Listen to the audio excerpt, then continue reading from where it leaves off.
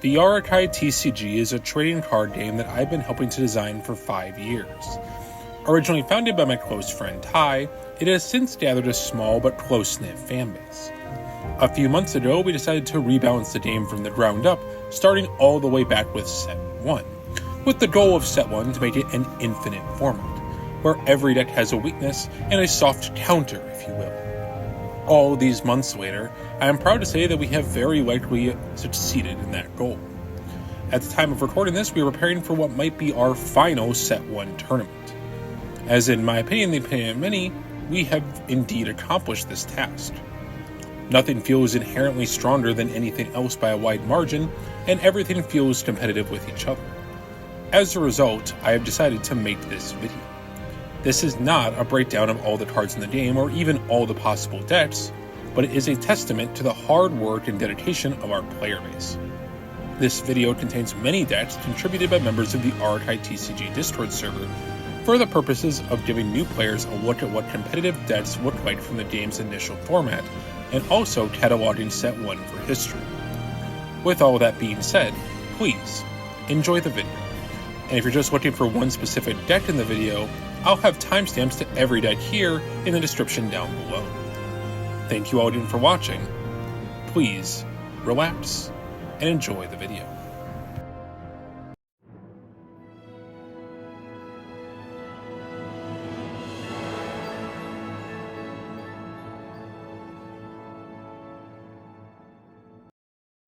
Armored Dragon is the deck used by the main protagonist of the Arakai manga series, and his ace monster, Nexus, is the face of many Arakai logos and branding. Despite this, Nexus isn't even mandatory for his own deck in Set 1. This Armored Dragon list opts to play him in the sideboard for matchups where big stats matter, and opts for a Haven Splash for a more consistent Virion instead.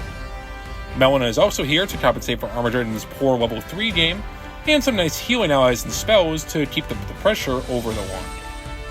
There's some versatile removal options in the sideboard to round off, with the big draw of the deck being to utilize their powerful level 2s with good stats, alongside easy plussing from Recon to clear boards and generate card economy, with Shiza specializing in this game plan of utilizing all those low-cost allies by searching them from the deck, to clear boards and deal large drawback damage before recycling them with chargement, with all the bigger allies just being useful for your late game push. Just watch out for mill decks that can take advantage of your plussing, as they can easily turn all that advantage into disadvantage. But on the plus side, all the smaller allies mean playing under things like Clear Destruction is very easy for you, doubly so with Charge Leader backing you up. Special thanks to Terry the Cat for sharing his deck list and insights into the deck. He's been Armored Dragon's strongest soldier for a long time, so I trust his word on it. Give the deck a try yourself to see what I mean. This list plays 3 Shiza, your go-to level 5, 2 Vrosh and 2 Virion for removal and big stats respectively, 3 Heavyweight Dragon to be your big statted level 3 vanilla, and 3 Melina for searching all your spells. 3 Rider and Shock Trooper are the go-to level 2s, and Charge Leader recycles them with ease. 3 Traveling Cleric of Avalon is here to give you some extra life, alongside 3 copies of Varanel, and finally 3 Recons exist to give you lots of draw power. And finally 2 Shield Wyverns to round off your ally pool for some destruction on the opponent's turn. Spells here we have 3 Perfect Defense, which gives you ample protection from face gaming, 3 Javelin of Cinders and 3 Spear of Stamina for 6 upstarts total, 2 Draconic Warcry to boost your stats even higher, 2 Avalon for long-term healing, 2 LSI for nifty battle tricks, and 2 Recharge for valuable unaided spend.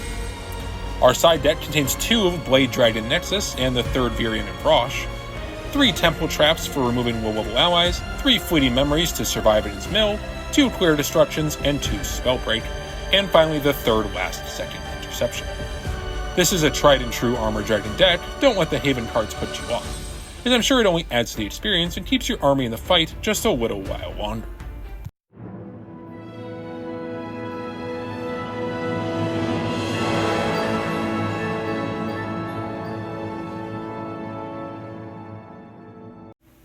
Fire is a subclass of the Blaze Nation, focusing on wizards and their destruction spells. Today's deck lists were provided by the creator of Arakai himself, a title version and a tricolor Haven Astral version.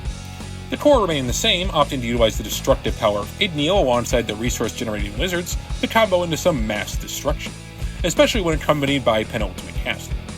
The core of the strategy is to reduce the levels, making your temple traps and ignios and elementals nuke more things, while providing some good advantage along the way. The title build attempts to combo this with Constricting Kraken, start at level 4 allies with a stun effect in addition to the normal playstyle, while the Tricolor variant uses Astral's card economy to your advantage and using Haven for some nice defense. According to Ty, he prefers the Tricolor variant.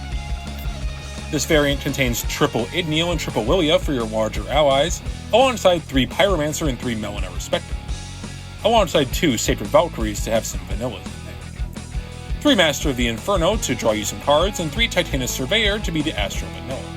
There's also 3 Charged Elementals for additional removal.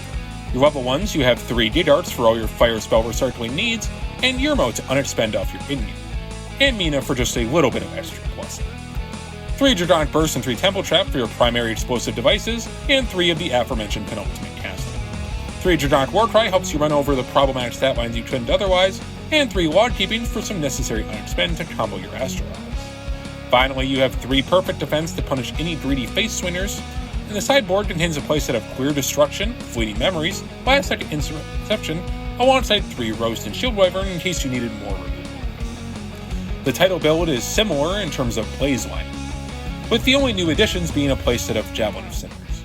Gone are your Astro and Haven core, replaced with a playset of Constricting Kraken, Bone-Toothed Kraken, Medallion Duelist over the Valkyrie, at 2 copies, and 3 Medallion Sieve instead of the Astro Vanilla, with a playset of Pulse Field since Haven is off the table. Ultimately, which build you prefer comes down to your own preference. Will you go for a more consistent deck with Melina to add your removal pieces, and Haven good stuff to keep pace? Or try something more experimental and dive into the ocean for your Kraken stun moves? Either way, Fire's explosive prowess is the bane of decks revolving around smaller allies. Shaman and Undead need beware. But you still might come up short in the face of larger allies with stronger stat lines that your Fire spells just can't quite pop effectively. Keep this in mind as you experiment with this class, as you want to avoid getting burned.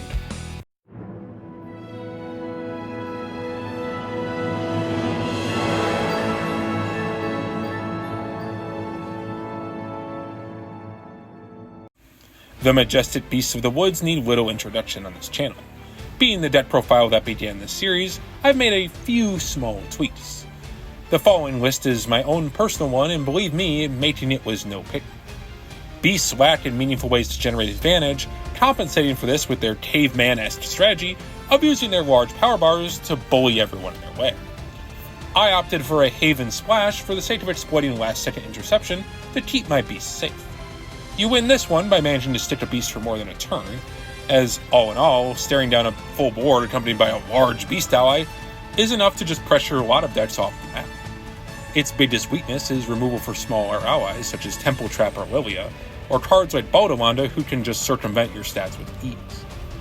Where it succeeds, however, is against decks like Haven or Mill, who might struggle to clear such a large beast with minimal blessing, means that the Leviathans won't be getting any free meals this time around.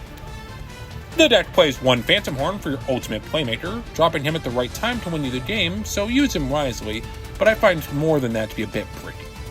3 Impeding Behemoth, your more traditional beast, 3 Pat Behemoth and 2 Tusker for your standard combo, 3 Dranch Summoner and 3 Melina to give you some nice plussing, and 2 Reckless Impaler to be your large level 3 beast, and 2 Bladed Savage for the multi-attacker Restrain, respectively. A playset of Disturbed Grazer and Mana Charge Beast for a versatile level 2 slot, a trio of Trainee and Faunus for Spirit Manipulation, and a singular Illidar to play off your Summoner. Finally, you have a playset of Fluttering Cupid to throw out to defend your beasts. For spells, we have 3 Bond Between Beast and Master to engage your beasts. It's the heart and soul of your strategy, alongside 2 Unresting and 2 Aura for removal and combat tricks respectively, and some Prideful Howls for walking over boards with your smaller allies. Finally, you have 3 Perfect Defense and Last Second Interception for defensive strategy. Your optimal sideboard is just to Ghost Side into Shaman to fight faster decks easier, since Beast often has a hard time keeping up with them. This features 3 Druzari and his trusty Pat Genka, the 3rd Bladed Savage, a playset of Wild Prescience and Village Sage for some nice plussing, and 2 Recharge for the unexpend you'll desperately need. Beasts are not an easy deck for beginners, as inherently you aren't playing the game the same way as other decks. You need to be smart and exploit an opening, or find the flaw in your opponent's moves to ultimately gain the upper hand and cement your lead. But once you do, it can be very difficult for your opponent to ever break your board again, as your sheer stat line makes conventional warfare impossible. So keep your shamans ready to negate your beasts, and keep your defensive spells poised for the right moment to snatch victory from the jaws of defeat. But also know that when you're fighting an uphill battle, it's best to switch for a more traditional shaman deck to avoid taking unnecessary losses. Pick your fights, and pick them well.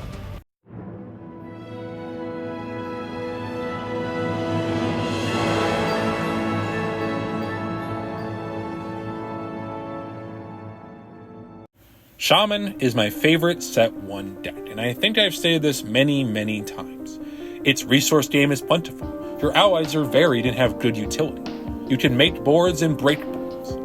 It primal features some of the most unique abilities in the game. Spirit Manipulation is not a trait found anywhere else, with no other color being able to retrieve cards used as Spirit. The game's primary resource, like Primal, can essentially at times give you a second hand in your Spirit.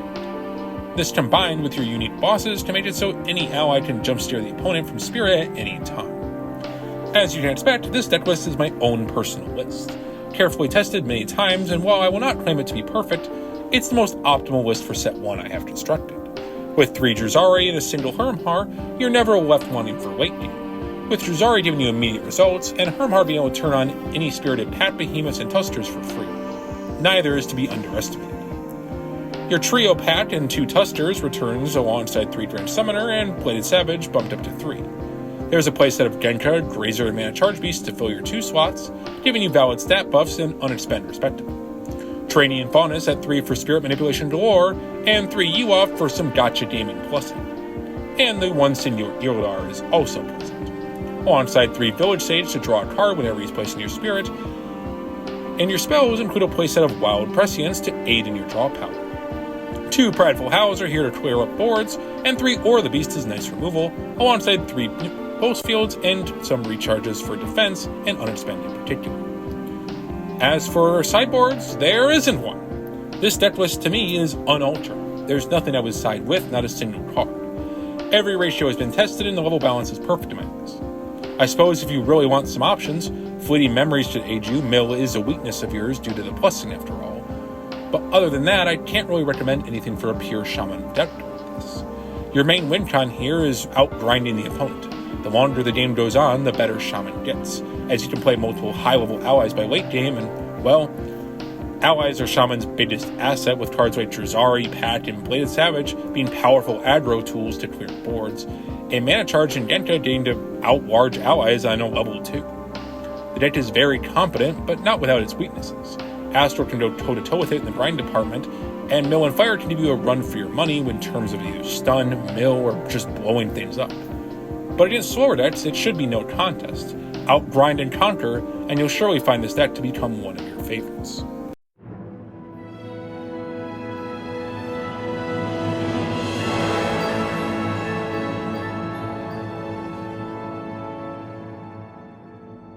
Celestials are the heavenly overlords of the Sanctuary, and in the lore they put down the invading Armored Dragon forces with their superior power and defense alone.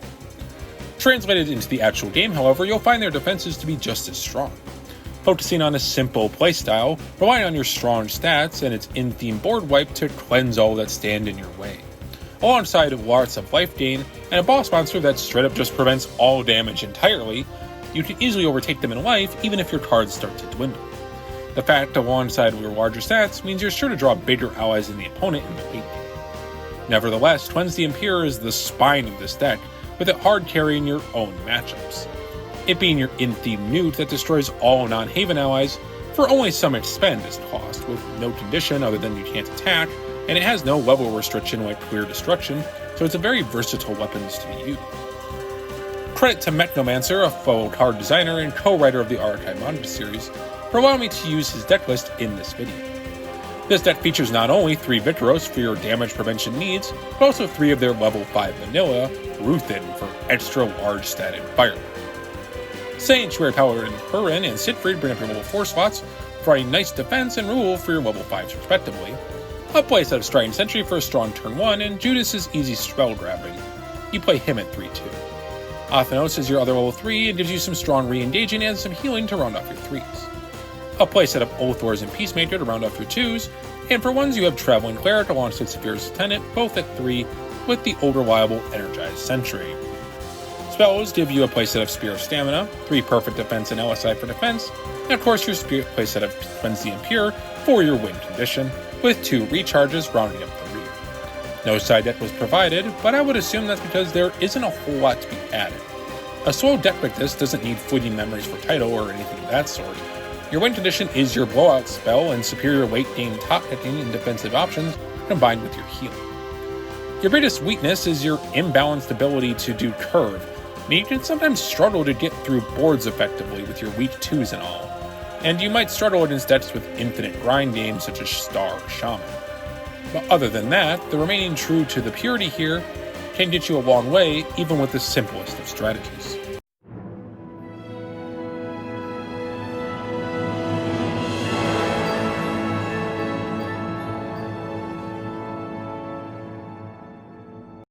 Chaos. It's a deck all about combining the sheer recursion of Abyss alongside the raw dependency and consistency of the Haven Nation. Regardless of whether you play more high levels for any high roll or lower to the ground for a more consistent build. Chaos has seen top performance amongst many set-1 tournaments throughout these months, and as such has proven itself to be a consistent choice for those looking to utilize the vast toolbox of Haven Nation. You also need to utilize the hand grip and recycling to keep up with faster decks like Astral to fight on a more even playing field.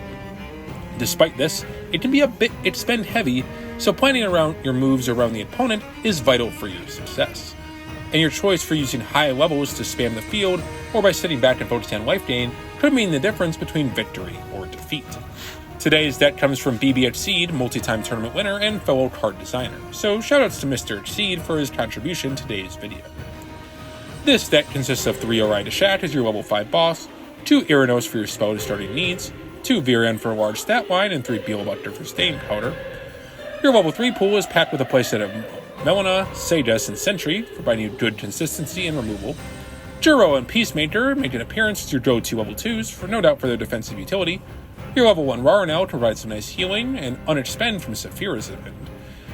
And you have a bulky spell pool with 3 LSI and perfect defense, the usual 3 Spear of Stamina. Joining it is 3 Harmony, your ideal spell for just starting off your angels, 3 Purity Elixir for added healing to your deck, and you have 2 Revive Curse for adding back any ally from your lost area, and a singular recharge for unexpend. Finally, a Lone Clear Destruction to punish overeager players who commit 8 levels or more to the pool. Your side deck here is a pivot into the Saphira version, featuring 3 of the aforementioned Vigilant Warfare and 3 Tuning to send any spell to your lost area. A Lone Malicious Execution and Untapped Potential for Saphira targets, alongside a second recharge and a Lone Avalon. Finally, you have 2 Pulse Fields for extra defense, and a playset of Fleeting Memories for extra insurance against those pesky mill players. Overall, your game plan will have to change depending on what you face. Against Astral and Abyss, focus on recursion and keeping pace as best you can, and for Blaze and Primal, wait for them to finish their big explosive turn, then heal a bunch afterwards to push through it. Only against Title and other Haven decks can you truly be a bit more versatile, so keep these in mind to alter your game plan to whatever your opponent's planning, and adjust accordingly.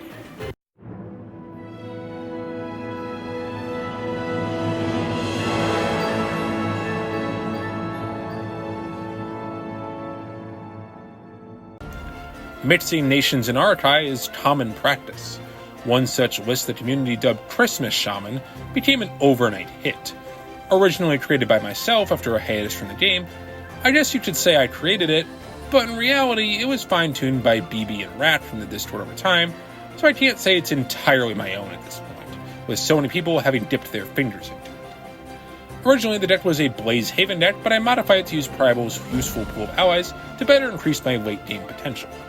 The benefits of color mixing are getting access to more cards and more stat lines, more value in different tools.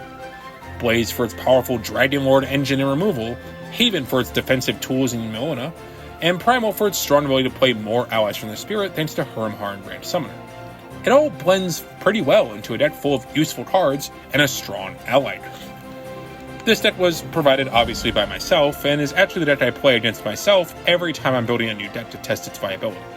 Beating this deck is the bare minimum I expect for a deck to be considered good in my eyes. We have 2 Hermhar to invoke any ally from your spirit, giving you access to your entire deck, 3 Igneo and 3 Dragon Spawn for the traditional Dragon Lord engine. Level 3s are packed tight here with 3 Melina, Drench Summoner, and Bladed Savage. All amazing level 3s in their own right for plussing or re-engaging specifically. 3 Danta to be a prime invoke off of Summoner or Hermhar, 3 Charged Elemental for optional removal on a good body, 2 Peacemaker for defense, and a Singular Disturbed Grazer for a little unexpended. We've got 3 Meditating Trainee in the level 1 spot for some spirit manipulation, 3 Urmel for unexpended healing off your Dragon Lords, and 3 Saphira's Attendant for some draw and unexpend. Only 15 spells in this deck, 3 LSI and 3 Perfect Defense for defensive options, alongside 3 Aura of the Beast and Jordanic Burst for removal, and finally 3 Prideful Howl for nice stat buffs. The side deck is packed with options, as well as Jordanic Warcry at 3 for extra power in matchups that call for it, 3 Flaming Inheritance for a combat trick, 3 Mana Charge Beasts for matchups with larger allies, 2 Selfless Elite to counter Clear Destruction, and 2 Spellbreak and 2 Clear Destruction for neutrals. Ultimately, this is just one example of Tricolor synergies. Set 1 has such a small card pool that overall I encourage mixing and coming up with new strategies and combos that Pure just can't do. It's ultimately a form of play I enjoyed greatly, and my hope is that this stands as a testament of what being creative can mean, and that being creative can also mean that you're competitive as well.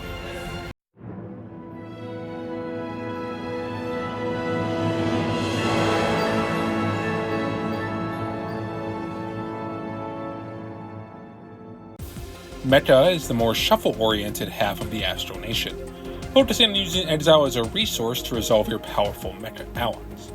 Your resource game is unmatched, and with the powerful stat modulation, you'll find that almost nothing can stand in your way.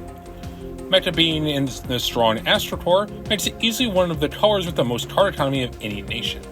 It plays fast on a turn-by-turn basis, and should easily be able to rebuild itself after being board broken over and over. Your strength is in your resilience, so while you may lack the sheer stat line and your longevity or competition, your sheer ability to never run out of cardboard can hard carry you through it. Today's deck list is provided by Ty, our lead designer and writer of the Arakai manga, so thank you for your contribution to this video. It features 3 Brave Nova as your main Mecha level 5 boss, which has some of the best, most flexible removal in the entire game, 3 Cyber Arm Cannon and 3 Lilia for versatile level 4 removal and stat crippling respectively, a playset of Sonic Cyber and Dimension Javelin, giving you nice drawing and giving you some nice stat lines, respectively. Comet Bomber provides some extra exile at 3 copies. Great Bullet, another playset, can walk over almost any ally in the game. And finally, you have Tommy, which rounds off your level 2 pool by providing extra exile. Finally, your level 1 pool is quite vast, with Chrono Extractor at 3 giving you plenty of hand, Mark aiding your exile along with Heavy Exile and Synchro Gatherer at 2 copies, and finally 2 copies of Lisa, allowing you to search for any of your level 1 mechas or your Lilia in a pinch. Your spell lineup is nothing to scoff at either, with 3 Stargazing and 3 Star Charge keeping your exile high, and 3 Ward keeping for funneling unspent.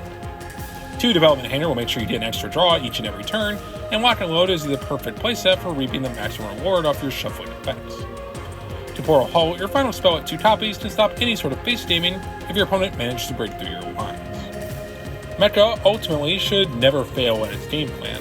Reaching 5 to 6 exile for your effects is often a trivial task, and you're rewarded for it easily with Lock and Load, meaning your game plan is sound, versatile, and fairly easy to resolve.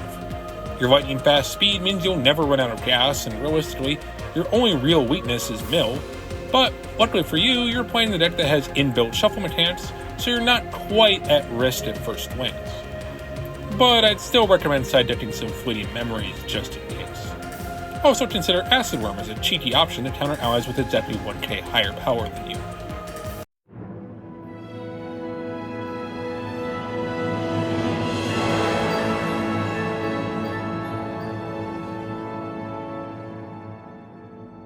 Star inherently is a deck that's not quite like normal decks. Despite how fast it can play, you actually want to play slow. Star inherently has the most value in terms of raw card economy of any deck with multiple level 3s that plus you, and access to the best parts of the Astral card. Your strategy of flooding your exile to activate your late game effects is a sound one, but your real win condition is options.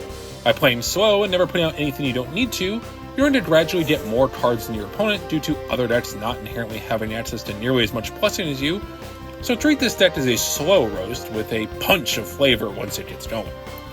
Today's deck list comes from Mechnomancer, co-writer of the Arakai manga series and fellow card designer. He and I have sparred many times using this deck, so I can personally vouch for its credibility. First, your ace monster, Mobius Dick, alongside its target Starstorm, both at 3 copies, with Dick casting the aforementioned spell off his ability, giving you excellent removal no matter which you draw. 3 Lilia Cyber Magnum for looping level 1s or some solid removal, and Descended at 3 guarantees a punish to any restrained level 2 in your way. You play a playset of Sonic Cyber, your primo vanilla monster, but also 3-Dimension Javelin and Black Soul Smith. With these 2 combined, you have 6 level 3s that all go +1 on summon. Red Giant is your level 2 that is excellent at exiling yours as well as your opponent's allies, and Photon Cardinal is a level 2 that can easily reach 20k power off a large exile. Lisa is still a fantastic level 1 capable of searching Chrono Extractor for a nice +2 in total, and Pulsar Transmitter ensures your stars will be recurable with ease. Spells give you a playset of Star Charge and Stargazing combo. These are to be expected at this point for ample exiling, alongside a playset of Wad Keeping for some nice outspend, and a pair of Galactic Bounties for versatility. Finally, a playset of Temporal Halt to stop face damming will ensure you a long-haul victory. No side deck was provided here, but I wager your options are similar to Mecha's. However, your middle matchup is diabolically bad, making Fleeting Memories a must-side at 3 for the matchup, as otherwise you're sure to drown to a bunch of Leviathans. As the Remagen is another good option as well, or consider a small Haven package for LSI players. Ultimately, I think Star is one of the best decks in Set 1 in its entirety. Its weaknesses are minimal, its strengths are many, and only really Shaman and Mecha can keep up in terms of card economy, meaning that if you're facing it, you better know how to keep up with it.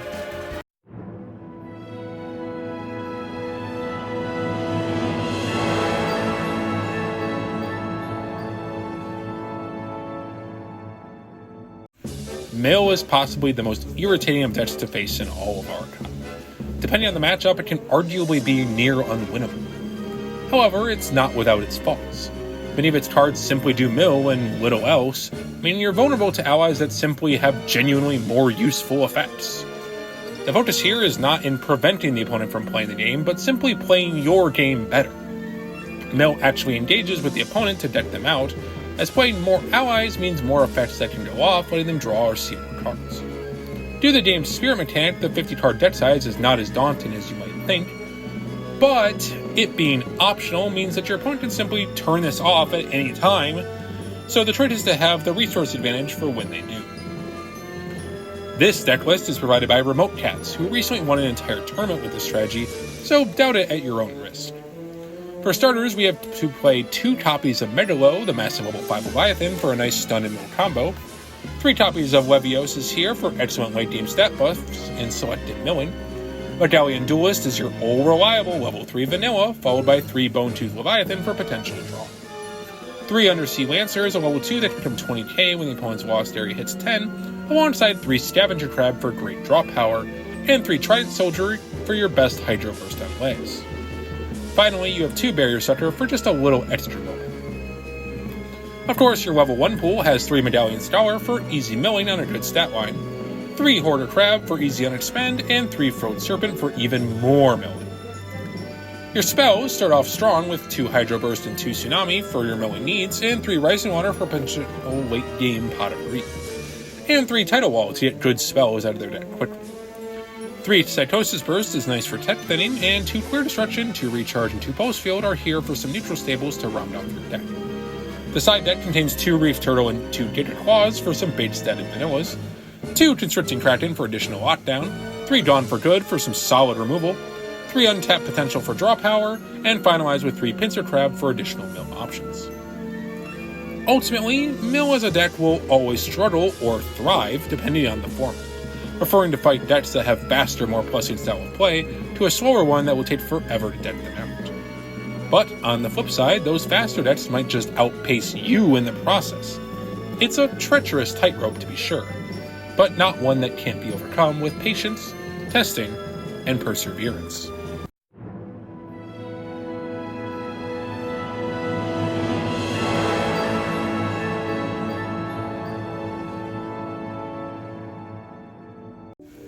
Abyss is the color all about recursion.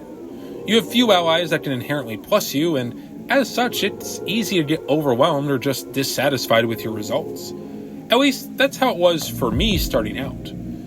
But Abyss's true power lies in its ability to never truly die, and to have ally recycling unlike anything else in the game. While it's true you may lack in conventional drawing, when you have 9 cards that all return something to the lost area to the hand, you might find you don't necessarily need it. Alongside versatile removal and arguably the strongest level 2 in the game, you will hardly be left wanting. Alongside allies that have the ability to resummon themselves at will from the lost area, your lower hand size might not be the end of the world. This decklist is my own creation. After long strides of testing, I think I've cracked the set 1 Abyss formula. Utilizing 2 Arakai Deshats and a singular Ear Dice, with Deshat providing great recycling and hand rip, and Ear Dice being ultimately recurable, means you'll never be left wanting for a level 5 once it hits the Lost. Erlich and Cursed Goliath I run at 2 apiece due to how recyclable they are, with Erlich giving you complete hand knowledge and Cursed Goliath helping you break boards that would otherwise be insurmountable. 3 Necroid Captain is here for self-milling, and 3 Baudolanda to turn on your level 1 undeads, making them walking landmines, and a singular Catacomb Scourge for big threats. We got 3 Death Charged Succubus, being the best level 2 in the game. They can easily become recurable in the late game to become a huge statted powerhouse, and 3 Necrochimera Prowl to be sure recursion, and alongside 3 Endless Hordes, the newly buffed to 14k, to be excellent additional soldiers after the first has been destroyed. 3 Living Corpse and 3 Breathless Shambler exist for Baudolanda targets, and Shambler ensures you'll never be wanting for level 1s with his free recovery effect. I play 3 Durodon, your greatest discard trigger known to man, allowing him to add back any ally from the lost area when you started, and 2 Dribbles for consistent unexpend. You play a small spell pool with 3 Brain Rot Burst and 3 Catacombs for draw power, and 6 revival spells. I'll play a set of Revive Curse and Necromancy each, and finally 3 Pulse Fields for defense and a single recharge, because I like to live dangerously. Ultimately, Astro is your biggest weakness. Not only can your valuable allies be banished for Red Giants and Ultimate Chargers, but their ability to consistently get new allies can just out-tempo your ability to recur allies, making it a difficult gamble.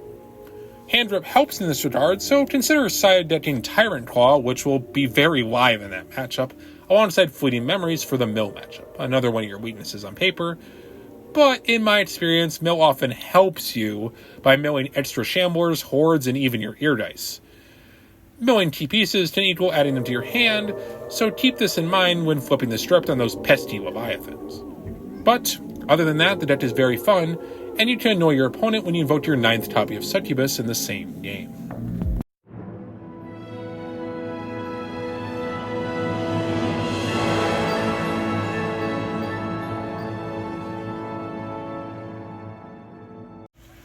Abyss is home to more than just undead.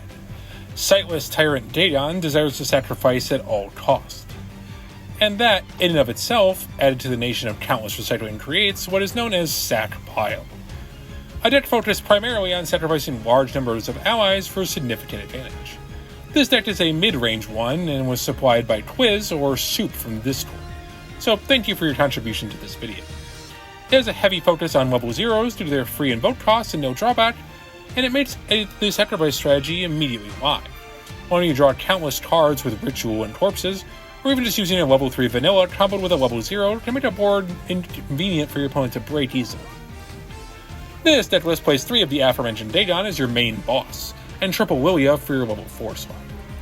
Your only real level 3s are 3 Catacomb Scourge and 3 Javelin for bait stats and draw power respectively. There are no level 2s at all, instead 3 Chrono Extractor for plussing and 3 Shambler for infinite bodies, followed by 3 of each Starving Larvae and Nova Fairy as level 0s. Your spell pool is larger than average, however, with 3 Dark Sacrifice to be your largest sacrificer, and 3 Recycling Corpses to give you additional draws off your gimmick. 3 Blood Rain is here to give you some unexpend and healing off your gimmick, and 3 Necromancy to revive your key pieces. You have 3 Gift of the Stars and 3 Ward Keeping for some additional drawing, alongside 3 Stargazing for the coup de grace of consistency. Finally, a playset of Pulse Field and 2 Recharge to round off your neutrals. The side deck consists of triple Arakai Deshak and 3 Cyber Arm Cannon and Black Hole Smith, and 3 Clear Destruction and Spellbreak as well. You could also consider playing Soul Drain on your side for extra sacrificing and experimenting with Inspiring Necromancer for ally recursion, if you want a little more bonuses for sacrificing, that is. Ultimately, Sack Pile as a strategy is quite varied and has a lot of different options for play in other colors. So the best thing I can recommend is experimenting for yourself and seeing what you like best. And that's it, or at least all of the decks I could find for this video. There are potentially undiscovered strategies out there that haven't been shown, but despite that, we've thoroughly tested everything Set 1 has to offer. We've gone over every single deck that has been competitively played, or at least the ones that was submitted to me. Ultimately, this game is in a fantastic spot for the reboot, and now, as we look to the horizons of the oncoming Set 2 and beyond, this video will stand as a testament to history of the strong foundation the game has been built on. There will likely be many mistakes along the long road to Set 15, but this time we are more prepared than ever before. With a foundation as strong as this, we can always look back and remember this is what the game looked like. How can we improve it, strive to do better? The days of Legacy are long behind us, and the shadows of several broken allies and strategies lay ahead in our path waiting to be rebalanced and eroded for the game proper. But I have never been more proud of the Arakai TCG community, and I welcome all of you to join us as well. Going forward, Arakai will only stand to get better, so please, I encourage you all to join our Discord link down below. And if you've watched this far, thank you. Not just to everyone who submitted decks, but to our wonderful community. This would not be possible without all of you, and without you, Arakai wouldn't be the game it is today. We may be small, but you are all valued. Thank you for your time. I'm Shikabane, and I wish you all a good day.